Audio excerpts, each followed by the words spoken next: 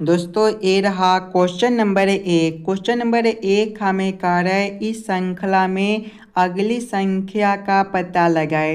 एक सीरीज दिया गया है और यहाँ पर एक क्वेश्चन मार्क है। इस वाले क्वेश्चन मार्क पर कौन सा संख्या भरा जाएगा ये हम लोगों से पूछ रहा है। सबसे पहले हम लोग सीरीज को ध्यान से देखेंगे और समझने की कोशिश करेंगे।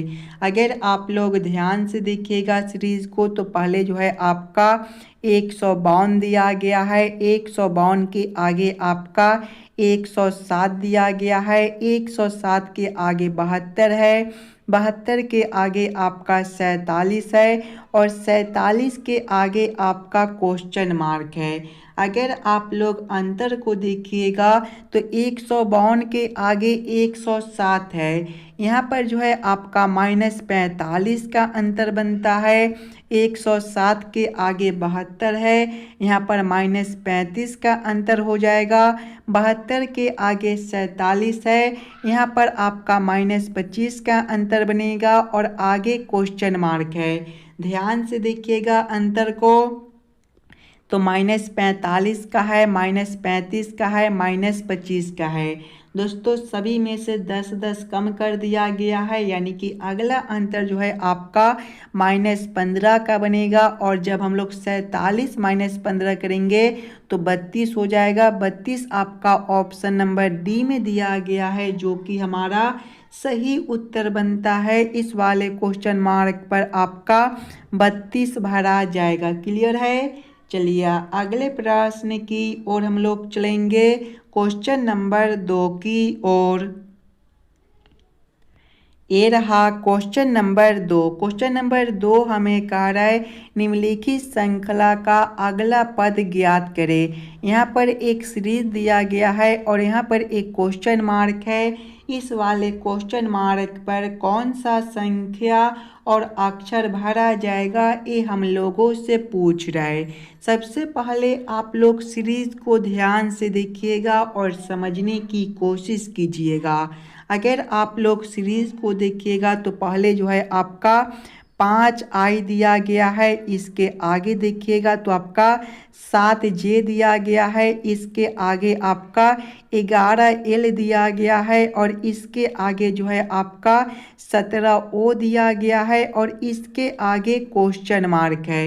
अगर आप लोग संख्या को पहले देखिएगा तो देखिए 5 के आगे 7 है, यहाँ पर +2 का अंतर है। 7 के आगे 11 है, +4 का अंतर है। 11 के आगे 17 है, +6 का अंतर है और आगे क्वेश्चन मार्क है। देखिए +2 +4 +6 यानी कि अगला अंतर हमारा +8 का बनेगा। 2 बढ़ रहा है। जब हम लोग 17 + 8 करेंगे तो 25 हो जाएगा, यानी कि इस वाले क्वेश्चन मार्क पर संख्या जो है हमारा 25 भरा जाएगा। अब हम लोग अक्षर को देखेंगे। अक्षर को देखिएगा तो आई के आगे जे है। दोस्तों आई जो है ABCD के क्रम में 9वें नंबर पर होता है और जे हमारा 10वें नंबर पर होता है। यहाँ पर जो है हमारा +1 कर दिया गया है। आगे देखिएगा तो जे के आगे एल है। एल 12वें नंबर पर होता है। यहाँ पर +2 है। आगे देखिए एल के आगे ओ है। ओ जो है 15वें नंबर पर होता है। यहाँ पर +3 है और आगे क्वेश्चन मार्क है। ध्यान से देखिएगा तो +1 है, +2 है, +3 है, यानी कि अगला अंतर हमारा +4 का हो जाएगा। दोस्तों ओ जो है ABCD के क्रम में 15वें नंबर पर होता है।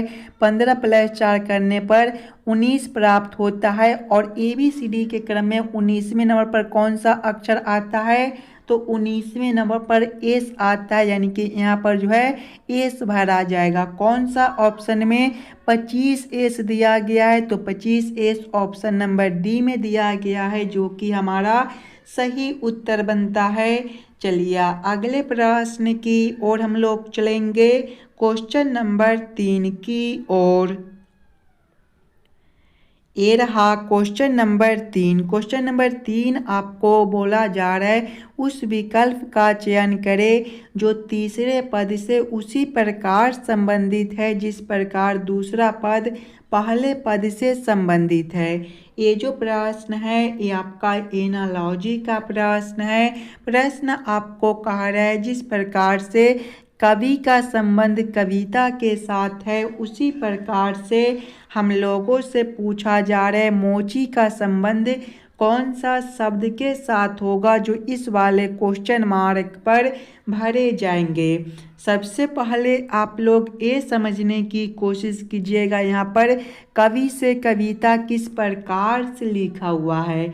दोस्तों कवि जो है कविता लिखते हैं तो कवि से कविता लिखा हुआ है। उसी प्रकार से मोची का क्या काम होता है, तो मोची का काम होता है जूते सिलने का। देखिए जूता ऑप्शन नंबर बी में दिया गया है जो कि हमारा सही उत्तर हो जाएगा। इस वाले क्वेश्चन मार्क पर जो है आपका जूते भरे जाएंगे। क्वेश्चन नंबर 3 का ऑप्शन नंबर बी सही उत्तर बनता है। चलिए अगले प्रश्न की ओर हम लोग चलेंगे, क्वेश्चन नंबर 4 की ओर। ये रहा क्वेश्चन नंबर 4। क्वेश्चन नंबर 4 जो है ये आपका नंबर एनालॉजी रीजनिंग का प्रश्न है। प्रश्न आपको कह रहा है जिस प्रकार से 5 का रिलेशन 35 के साथ है उसी प्रकार से हम लोगों से पूछा जा रहा है ये दोनों क्वेश्चन मार्क पर कौन सा संख्या भरा जाएगा। सबसे पहले आप लोग ये समझने की कोशिश कीजिएगा 5 से हम लोग 35 किस प्रकार से ला सकते हैं, 5 और 35 में किस प्रकार का संबंध है। अगर हम लोग 5 गुना 7 करते हैं दोस्तों, 5 गुना 7 करते हैं तो हमारा 35 बनता है। और यहाँ पर आप लोग एक बात और ध्यान दीजिएगा कि 5 जो है आपका एक अभाज्य संख्या है और 5 के बाद अगला अभाज्य संख्या 7 होता है तो 7 से गुना कर दिया गया है। इसी प्रकार के संबंधित ऑप्शन को देखिएगा। अगर आप लोग ऑप्शन नंबर बी में देखिएगा तो 11 जो है आपका 7 जो है दोस्तों आपका एक अभाज्य संख्या होता है और 7 के बाद अगला अभाज्य संख्या आपका 11 होता है। यानी कि हम लोग 7 गुना 11 करते हैं तो हमारा 77 बनता है। 77 आपका यहाँ पर दिया गया है। यानी कि जिस प्रकार से 5 का रिलेशन 35 के साथ है उसी प्रकार से 7 का रिलेशन किसके साथ हो जाएगा, तो 77 के साथ हो जाएगा। क्वेश्चन नंबर 4 का आपका ऑप्शन नंबर बी सही उत्तर बनता है। चलिए अगले प्रश्न की ओर हम लोग चलेंगे, क्वेश्चन नंबर 5 की ओर।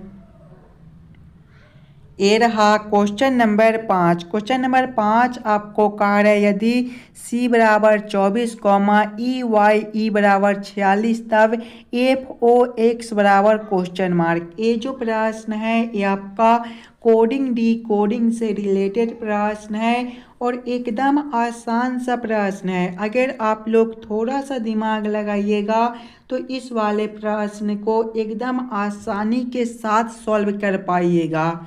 सबसे पहले हम लोगों को क्या करना है, तो c से 24 लाना है। दोस्तों हम लोग c को क्या कर दे ताकि हमारा 24 बन जाए। अगर आप लोग ध्यान से देखिएगा तो c जो है ABCD के सीधे क्रम में तीसरे नंबर पर होता है और यही c जो है आपका ABCD के उल्टे क्रम में 24वें नंबर पर होता है। यानी कि यहाँ पर जो है c का उल्टा क्रम लिखा हुआ है। उसी प्रकार से आगे देखिएगा तो आपका ई वाई ई दिया गया, इसके भी सभी अक्षर को हम लोग विपरीत क्रम लिखेंगे। ई का जो विपरीत क्रम होता है दोस्तों ये आपका 22 होता है। वाई का जो विपरीत क्रम होता है ये आपका 2 होता है और फिर से आगे ई है, विपरीत क्रम 22 बनेगा। सभी को आपस में जोड़ेंगे तो 22 + 2 24 बनेगा और 24 + 22 जो है आपका 46 बनेगा। देखिएगा 46 जो है आपका यहाँ पर दिया गया है, यानी कि इस वाले प्रश्न को हम लोग इसी प्रकार से सॉल्व कर सकते हैं। तो यही सेम अब हम लोग आगे करेंगे FOX के साथ। इसका भी सभी अक्षर का विपरीत क्रम लिखकर आपस में जोड़ लेंगे। F का जो विपरीत क्रम है दोस्तों ये आपका 21 होता है। O का विपरीत क्रम आपका जो है 12 होता है और X का विपरीत क्रम 3 होता है। सभी को आपस में जोड़िएगा। 21 + 12 33 और 33 + 3 हमारा 36 बनता है। 36 ऑप्शन नंबर ए में दिया गया है, जो कि हमारा सही उत्तर हो जाएगा। इस वाले क्वेश्चन मार्क पर 36 भरा जाएगा। क्लियर है। चलिए अगले प्रश्न की ओर हम लोग चलेंगे। क्वेश्चन नंबर 7 क्वेश्चन नंबर 6 की ओर। ये रहा क्वेश्चन नंबर 6। क्वेश्चन नंबर 6 आपको कार्य प्रश्नवाचक चिन्ह के स्थान पर अनुपस्थित अंक ज्ञात कीजिए। ये जो प्रश्न है ये आपका मिसिंग नंबर से रिलेटेड प्रश्न है। यहाँ पर एक क्वेश्चन मार्क दिया गया है। इस वाले क्वेश्चन मार्क पर कौन सा संख्या भरा जाएगा ये हम लोगों से पूछ रहा है। सबसे पहले आप लोग यहाँ पर ये समझने की कोशिश कीजिएगा किस प्रकार के पैटर्न पर इस वाले प्रश्न को हम लोग जल्द से जल्द सॉल्व कर सकते हैं। अगर हम लोग संख्या को सामने सामने देखते हैं तो देखिएगा 2 के सामने 3 है, 5 के सामने 9 है, 6 के सामने 11 है और 7 से कौन सा संख्या बनेगा ये हम लोगों से पूछा जा रहा है। सबसे पहले हम लोगों को क्या करना है तो 2 से 3 लाना है। अगर हम लोग 2 का 2 से गुना कर देंगे तो 4 बनेगा और 4 - 1 करने पर 3 बनता है। उसी प्रकार से आगे 5 से 9 है। जब हम लोग 5 में 2 से गुना करेंगे तो 10 बनेगा। 10 - 1 करने पर 9 बनता है। 9 भी यहाँ पर दिया गया है। आगे 6 से 11 है। 6 में जब हम लोग 2 से गुना करते हैं तो 12 बनता है। 12 - 1 करने पर 11 बनता है। 11 भी आपका यहाँ पर दिया गया है। यानी कि इस वाले प्रश्न को हम लोग इसी प्रकार से सॉल्व कर सकते हैं। तो यही सेम अब हम लोग आगे करेंगे। आगे आपका संख्या 7 है। सभी में पहले 2 से गुना किए थे तो यहाँ पर भी 2 से गुना कर देंगे। 7 × 2 हमारा 14 बनेगा। उसके बाद सभी में -1 किए थे तो यहाँ पर भी -1 करेंगे। 14 - 1 13 बनेगा। 13 ऑप्शन नंबर ए में दिया गया है, जो कि हमारा सही उत्तर बनता है। चलिए अगले प्रश्न की ओर हम लोग चलेंगे। क्वेश्चन नंबर 7 की ओर। ये रहा क्वेश्चन नंबर 7। क्वेश्चन नंबर 7 आपको कार्य निम्नलिखित शब्दों के लिए सबसे उपयुक्त वेन आरेख चुने। घोड़ा, बंदर और बाघ का किस प्रकार से वेन आरेख वेन डायग्राम बनेगा ये हम लोगों से पूछ रहा है। सबसे पहले आप लोग ये समझने की कोशिश कीजिएगा ये सभी शब्द में कौन शब्द किसके साथ संबंधित है। अगर आप लोग ध्यान से देखिएगा तो घोड़ा आपका अलग जानवर है, बंदर अलग जानवर है और बाघ आपका अलग जानवर है। यानी कि यहाँ पर किसी के साथ किसी का कोई संबंध नहीं है। यानी कि तीनों का आरेख जो है कुछ इस प्रकार से अलग अलग बनेगा। इस प्रकार का वेन आरेख Venn diagram option number C में दिया गया है, जो कि हमारा सही उत्तर हो जाएगा। चलिए अगले प्रश्न की ओर हम लोग चलेंगे। क्वेश्चन नंबर 8 की ओर। ये रहा क्वेश्चन नंबर 8। क्वेश्चन नंबर 8 आपको कार्य निम्नलिखित में से क्या इस समूह से संबंधित नहीं है। यहाँ पर केला, लीची, काहू और कीवी दिया गया है। ये चारों शब्द में सबसे अलग शब्द कौन सा दिया गया है ये हम लोगों से पूछ रहा है।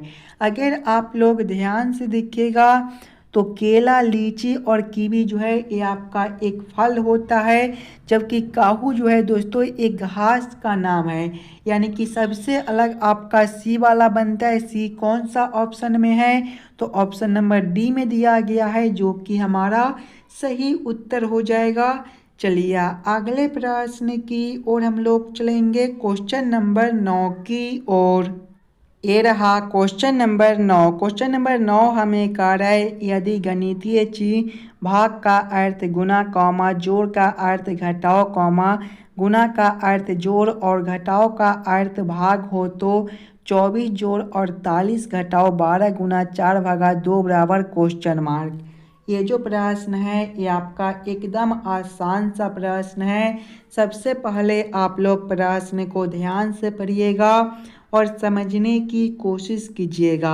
अगर आप लोग प्रश्न को ध्यान से पढ़िएगा तो प्रश्न में बोला जा रहा है भाग का अर्थ गुना है, यानी कि इस वाले समीकरण में जहाँ पर भाग दिया गया है वहाँ पर हम लोग गुना को रखेंगे। जोड़ का अर्थ घटाओ है, जोड़ के जगह पे घटाओ को रखना है। गुना का अर्थ जोड़ है, गुना के जगह पे हम लोग जोड़ को रखेंगे। और घटाओ का अर्थ भाग है, यानी कि घटाओ के जगह पे भाग को रखकर इस वाले समीकरण को हम लोग हल कर लेंगे। सबसे पहले देखिएगा तो 24 जोड़ 48 है। दोस्तों जोड़ का अर्थ क्या दिया गया है, तो जोड़ का अर्थ देखिए आपका घटाओ दिया गया है। यहाँ पर हम लोग जोड़ के जगह पे घटाओ 48 रखेंगे। उसके बाद आपका घटाओ है, घटाओ का अर्थ भाग है तो हम लोग भागा 12 करेंगे। उसके बाद गुना है, गुना का अर्थ जोड़ है तो हम लोग जोड़ 4 करेंगे। उसके बाद भाग है, भाग का अर्थ गुना है तो गुना 2 करेंगे। अब हम लोगों को इस वाले समीकरण को हल करना है। सबसे पहले हम लोग भाग को काम करेंगे तो 48 भागा 12 जो है हमारा 4 हो जाएगा और 4 गुना 2 हमारा 8 हो जाएगा। यहाँ पर देखिएगा तो 24 माइनस हो जाएगा 4 और प्लस हो जाएगा 8। 24 माइनस 4 आपका 20 और 20 प्लस 8 28 बनता है। 28 ऑप्शन नंबर डी में दिया गया है जो कि हमारा सही उत्तर हो जाएगा। चलिए अगले प्रश्न की ओर हम लोग चलेंगे, क्वेश्चन नंबर 10 की ओर। दोस्तों ये रहा क्वेश्चन नंबर 10। क्वेश्चन नंबर 10 आपको कह रहा है दिए गए वर्ण समूहों से संबंधित युग में अनुपस्थित पद का पता लगाइए। ये भी प्रश्न आपका एनालॉजी का ही प्रश्न है। प्रश्न आपको कह रहा है जिस प्रकार से रामा का संबंध MARA के साथ है उसी प्रकार से हम लोगों से पूछा जा रहा है सीता का संबंध कौन सा अक्षर के साथ होगा जो इस वाले खाली स्थान पर भरे जाएंगे। एकदम आसान सा प्रश्न है। अगर आप लोग ध्यान से देखिएगा तो पहले वाले अक्षर को तीसरे में और तीसरे वाले अक्षर को पहले में कर दिया गया है। यही सेम अब हम लोग आगे करेंगे। पहला वाला अक्षर एस है, एस तीसरे वाले स्थान में चला आएगा और तीसरा वाला अक्षर टी है, टी पहले स्थान पर चला आएगा और बाकी दोनों अक्षर अपने ही स्थान पर यहाँ पर है। देखिए ए आपका यहाँ पर है तो ए भी आपका यहाँ पर है, ए आपका लास्ट में तो ए भी लास्ट में, यानी कि आई जो है आपका अपने वाले स्थान पर रहेगा और ए भी अपने वाले स्थान पर रहेगा। कौन सा ऑप्शन में TISA दिया गया है, तो TISA ऑप्शन नंबर डी में दिया गया है जो कि हमारा सही उत्तर बनता है। आशा करता हूँ दोस्तों आप लोग सभी प्रश्न को बढ़िया से समझ गए होंगे। चलिए हम लोग मिलते हैं आपसे अगले वीडियो में।